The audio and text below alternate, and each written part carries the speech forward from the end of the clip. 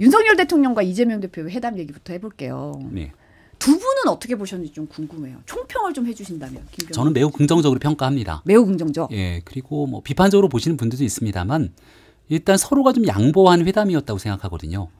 윤석열 대통령을 비판적으로 보시는 분들도 있습니다만 지난 2년의 상황과 이재명 대표를 맞이하는 순간의 모습은 좀 많이 달랐어요. 이재명 대표를 배려하는 모습도 많이 보였고 또 즉석에서 꺼낸 A4 용지에 모두 발언 불편한 내용들이 많았지만 다 듣고 더 얘기하자 이렇게 해서 이재명 대표를 위한 시간들을 배려했다는 점에서 긍정평가하고 이재명 대표도 윤석열 대통령을 좀 배려한 모습이 있다고 봅니다.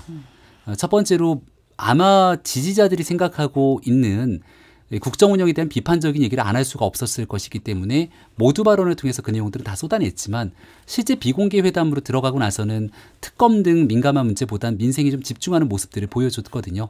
그래서 실제로 지지자들이 원하는 모습들을 가져가지만 그래도 국민이 원하는 협치 방안들을 찾아내기 위한 서로 간 일부의 양보 섞인 모습들이 있어서 긍정평가하고 그 이후의 과정들도 좀 기대해 볼 만하다 생각합니다. 저는 시작은 좀 창대했는데 끝은 미약했다 이런 생각이 들었는데 사실 저는 대통령실의 그 회담 이후 브리핑을 보고 많이 실망을 했어요. 거의 다 안 된다라는 얘기가 줄을 잃었던 것 같거든요. 뭐 이태원 참사 특별법에 대해서도 취지라던가 유가족들에 대한 지원 이런 부분에는 공감을 하지만 독소조항 때문에 안 된다. 근데 사실 그 독소조항도 내용을 뜯어봤을 때 과연 독소조항이라고 할 수 있냐 이런 의문스러운 사안들도 많았고 최상병 특검법에 대해서도 구체적인 얘기가 오가지 않았다라고 하고 사실상 모두 발언 외에는 얘기가 나오지 않았다라고 하더라고요. 그리고 김건희 여사 논란, 특히 가족 관련된 논란에 대해서는 좀 대통령께서 영수회담을 통해서라도 깔끔하게 정리하겠다라는 의지를 좀 보여주셨으면 좋았을 텐데 그 부분에서도 뭔가 국민들이 기대하던 답변, 구체적인 재발 방지책 이런 것들은 전혀 보이지 않았기 때문에 결국 사진만 찍고 끝난 거 아닌가. 그러니까 대통령이 선거 참패 때문에 야당 대표를 만나야 되는 국면까지 왔고 그래서 만났고 근데 그 뒤에 이제 야당 대표가 얘기하는 내용들은 들어주고 싶지 않았던 게 아닌가 이런 생각이 들어서 대통령실 브리핑을 보면서 좀 굉장히 많이 실망했었습니다. 근데 사실 이제 비공개로 전환된 뒤에 이제 윤 대통령이 이재명 대표가 제기한 의제들에 대해서 이제 언론에서는 이 모두 발언을 작심 발언이라고 약간 장명을 붙이기도 했던데 이 작심 발언에 나왔던 여러 가지 의제들에 대해서 적극적으로 입장을 밝혔다고 지금 전해지고 있어요. 그 영수회담에 배석했던 진성준 민주당 정책위 의장에 따르면 민생회복 지원금에 대해서는 윤 대통령 본인이 이제 1인당 50만 원 재원도 단호하게 거절했다. 이런 얘기를 밝혔다고 해요. 예. 그러니까 결국 취지를 보면 민생 그 회복 지원금에 대해서 좀 부정적인 입장을 드러낸 걸로 좀 해석이 되는데 50만 원 제한이라는 거 아마 선거 때 얘기를 한 게 아닐까요? 선거 때 민주당이 25만 원을 꺼냈고 아마 국민의힘 차원에서도 그런 논의들이 많았어요. 이걸 어떻게 대응할까? 특히 집권당이기 때문에 정부가 의지를 갖고 마음을 먹으면 얼마든지 돈을 풀면서 선거 치를 수 있을 건데 선거 앞두고 못할 게 뭐가 있냐. 민주당이 25만 원 얘기하면 우리는 더 과한 금액들을 얘기할 수 있을 거다라고 했지만 윤석열 정부가 그동안 해왔던 모습들을 보면 적어도 기본적으로 돈을 풀지 않겠다라고 하는 국정 기조 이거를 흔들리지 않겠다는 입장은 명확히 보입니다. 아마 그런 설명을 했던 거로 보이고요. 민생에 좀 집중해야 된다는 취지에서 이재명 대표가 민생회복 지원금을 꺼냈다면 그 취지에는 공감하지만 이 방법론적으로 25만 원을 전 국민에게 주는 게 해답이 될 것이냐에 대해서는 부정적인 인식을 피력했겠죠. 거기에 대한 내용들을 구체적으로 다 듣지 못했기 때문에 어떤 과정의 논의였는지는 잘 알지 못하겠습니다만 적어도 이 민생 문제를 해결하기 위해서 조금 더 의견을 모아보자라고 하는 정도의 취지는 있지 않았을까라는 생각도 들어요. 이제 결국은 25만 원 지원금은 민주당이 꺼낸 이슈 의제였고 이 영수회담 자리에 빠진 인물이 여당의 대표가 빠지지 않았습니까? 정부는 얼마든지 편성 권한이 있기 때문에 하자라고 또 주장하는 내용들을 받을 수 있겠지만 여당 대표가 빠진 상황에서 여당을 다 패싱하고 대통령과 야당 대표가 독자적인 결정을 하기에도 저는 무리가 있었다고 봅니다. 그런 측면에서 조금 더 융통성 있게 여지를 열어놨으면 하면 어땠을까라는 아쉬움은 남지만 그래도 무조건적으로 이재명 대표가 하는 모든 일들에 대해서 이건 다 안 돼. 반대 기조만 천명했던 회담은 아니었다 생각합니다. 근데 이게 들어보니까 25만 원 제한이 처음에 민주당 측에서 나왔고, 근데 어떤 분들이 이제 50만 원을 주자, 그렇게 해서 소위 말한 되치기를 하자, 이렇게 얘기를 했는데 그걸 단호하게 거절했다라고 대통령 본인께서 말씀을 하신 것 같더라고요. 근데 글쎄요, 저는 이 부분에 대해서 뭐 50만 원 제한을 거절했다 이 얘기를 할 때가 아니라, 그 이재명 대표께서 제안하신 1인당 25만 원 지원금을 받을 수 없다면 그에 상응하는 대안적인 조치는 무엇인지를 대통령이 준비했어야 된다고 생각해요. 그러니까 내가 이 돈 푸는 거에 대해서 단호하게 거절했어요라는 이제 본인의 뭔가 소신 같은 것들을 자랑하시는 자리가 아니라, 사실은 정말 민생 회복이 필요하다라고 외치고 있는 소상공인, 자영업자, 그다음에 서민들이 굉장히 많이 계신데, 대통령실의 브리핑을 보게 되면 뭐 서민 금융 지원은 이미 이루어지고 있다. 그러니까 지금 이미 제도들이 이루어지고 있기 때문에 뭐 25만 원 지원금 같은 제도는 필요가 없다라는 취지잖아요. 그러다 보니까 국민들 입장에서는 지금 있는 제도로도 이 경기가 회복되지 않고 물가가 계속해서 올라가고 있다 보니까 조금 더 긴급한 조치가 필요하다, 그 갈구를 하시는 것인데, 저는 그런 국민들의 갈증에 대해서는 정부가 시원하게 답을 못 줬다. 그러니까 오직 약간 반대를 위한 반대만 하고 있는 것이 아니냐. 저는 오히려 영수회담에서 대통령께서 25만 원 좋다, 대신 다 주는 건 반대다, 그러니까 우리 기준을 정해서 선별적으로라도 분배하는 안을 논의해보면 어떻겠냐, 요 정도로만 가져갔어도 저는 물꼬가 트였을 거라고 봐요. 근데 여기에 대해서 너무 닫아뒀기 때문에 사실은 정부가 이 민생을 위한다라는 의지, 이 절박한 마음, 이런 것들을 드러내지 못했다고 생각합니다. 근데 어떻게 보면 사실은 이제 의제들이 사전에 좀 약간 어떤 게 다뤄질 거라고 얘기가 나왔을 때, 뭐 민생 문제에 있어서는 좀 뭔가가 좀 협의점이 그쵸. 있지 않을까라는 기대치가 사실 있긴 했잖아요. 왜냐하면 다른 문제에 대해서는 이제 이걸 받아들이기가 좀 쉽지 않은 의제들이고 거론하기가 쉽지 않을 거라는 예상이 있었지만, 민생 문제에 대해서는 좀 뭔가 그래도 약간의 이제 열려 있는 가능성이 있지 않을까, 이 부분이 있지 않을까, 이런 전망이 많았는데, 그 부분에 대해서도 딱히 뭔가 뚜렷한 건 좀 없었다는 면에서는 많은 분들이 아, 이것도 안 되나라는 생각을 하고 계신 분들이 있는 것 같아요. 아쉬움이 있을 거라고 생각하고요. 선거를 치르면서 아마 현장 바닥에서 많은 분들을 만났던 정치인들이라면 모두가 느꼈겠습니다만 경기가 너무 안 좋습니다. 그리고 양극화가 생각보다 더 점점 심해지고 있고요. 코로나 이후로 9시가 되면 어디 가서 선거운동을 해야 될지 모를 정도로 다 불이 꺼져요. 그러니까 경제활동을 하기에 굉장히 어려운 상황들로 놓여지게 된 게 사실이면, 점점 심화되고 있는 경제 양극화 위기 속에서 어려운 사람들에 대한 집중 지원을 어떻게 할 것인가를 고민해야 됩니다. 예를 들어 제가 선거 때 이런 분들을 많이 만나뵀는데, 자영업 하시는 분들 중에 코로나 때 지원금을 받아요. 근데 받아서 썼는데 시간이 지나고 나서 그 당시 매출 기준들을 산정해서 조건에 해당되지 않는다고 다시 반환해야 되는 경우들이 발생한다는 겁니다. 근데 그때 받고 뭐 기준 얘기를 합니다만, 지금 상황이 너무 어려워졌는데 이거 다시 반환해야 되는가에 대한 이 부담감을 갖고 있는 분들도 있거든요. 이 내용은 이제 문재인 정부부터 윤석열 정부까지 이어지고 있는 흐름입니다.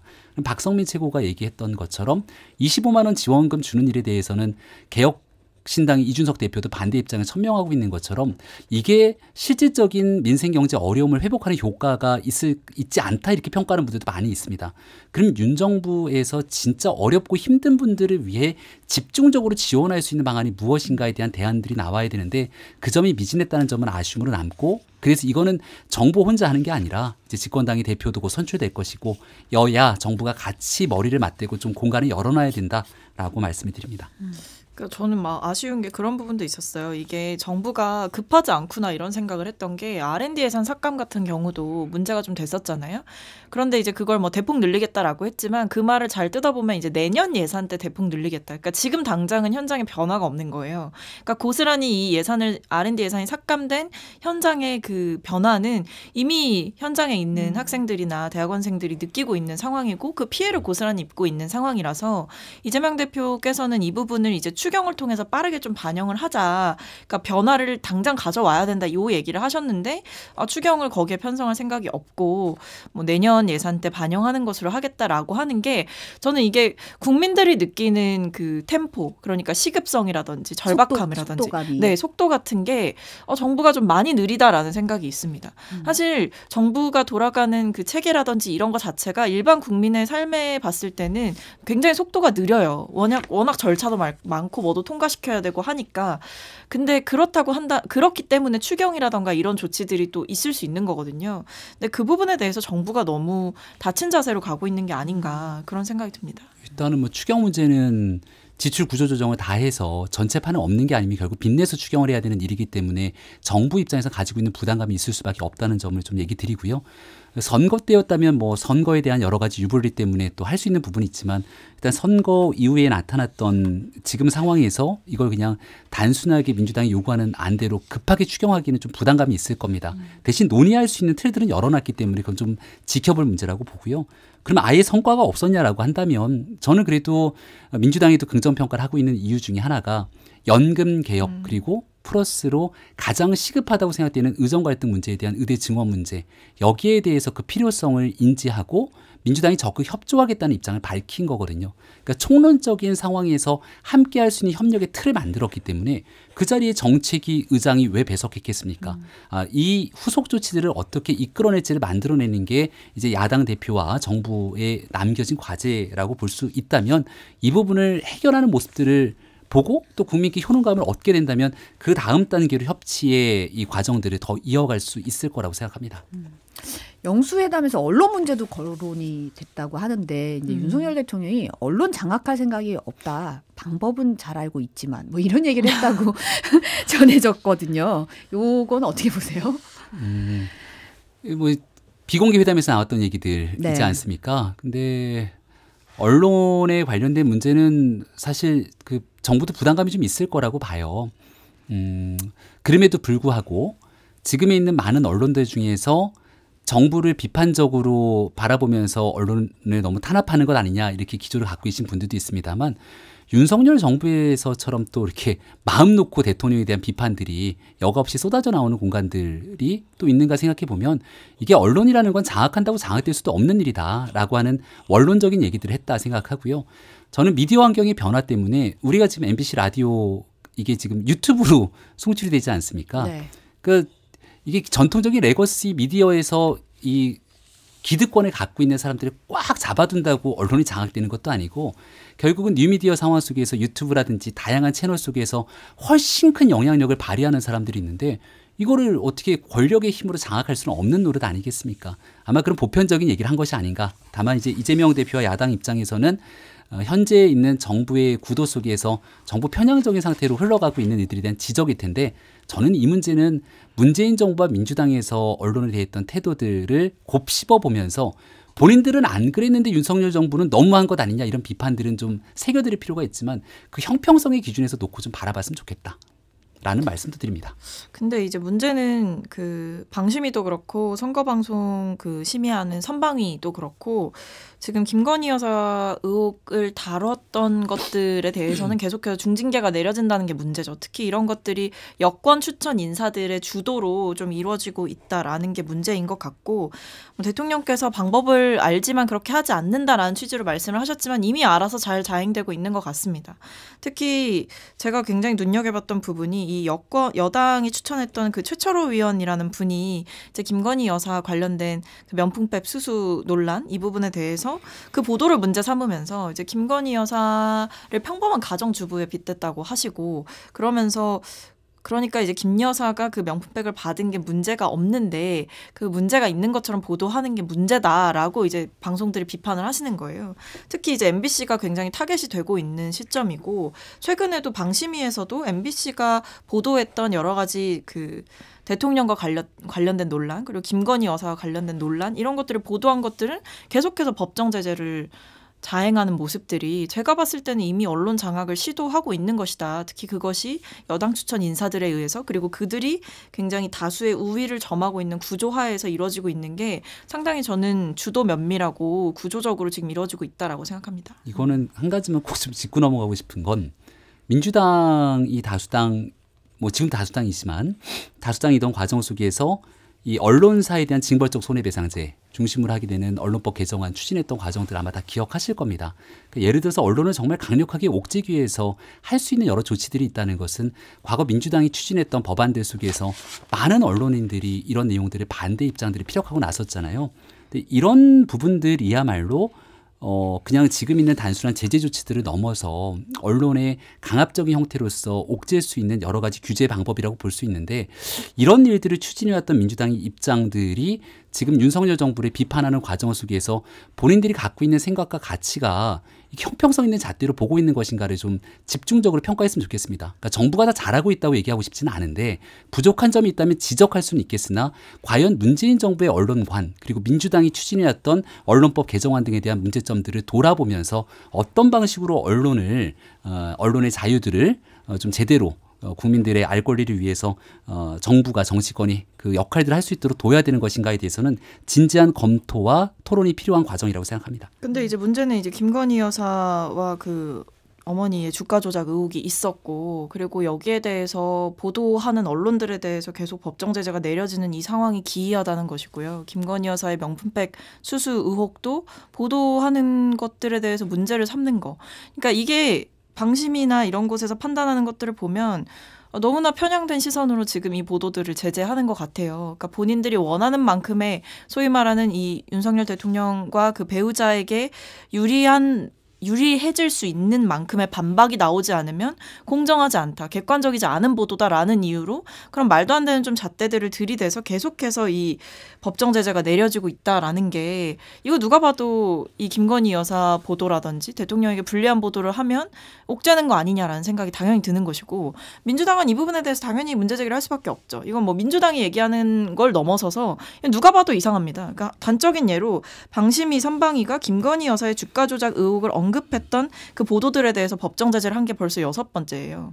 그러니까 제 말은 이런 거죠. 성역이 될 수 있냐 김건희 여사 문제가. 전 성역이 될 수 없다라고 생각하고 언론들이 오히려 이 부분에 대해서 대통령의 배우자와 관련된 보도는 최소한으로 하자라고 하는 것 자체가 이상한 것이고 보도를 하고 있는 언론들이 법정 제재를 연속해서 받는 이 광경도 정상적이지 않다. 그래서 이 부분에 대해서는 뭐 민주당이 진영 논리에 따라서 얘기하는 게 아니라 이건 국민들이 봤을 때 또 이상합니다.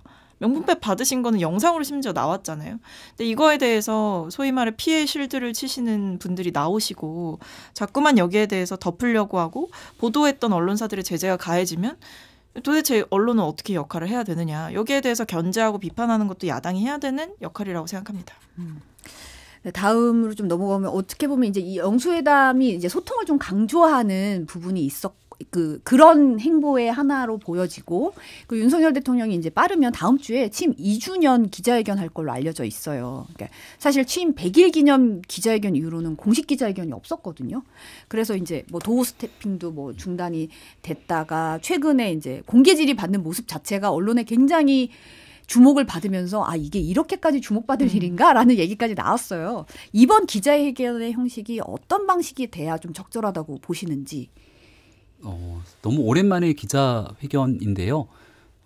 이번 영수회담처럼 한 번에 모든 것들을 다 평가하기는 어렵다고 생각합니다. 그러니까 이번 기자회견 끝나고 나면 아무리 이제 대통령실에 잘하려고 해도 부족한 부분들이 나올 수 있겠죠. 근데 첫 번째로 얘기하고 싶은 건 이번 기자회견하고 또 한참 붕 떠서 취임 3주년 기자회견처럼 너무 긴 시간에 그런 텀을 두는 기자회견이 아니었으면 좋겠다.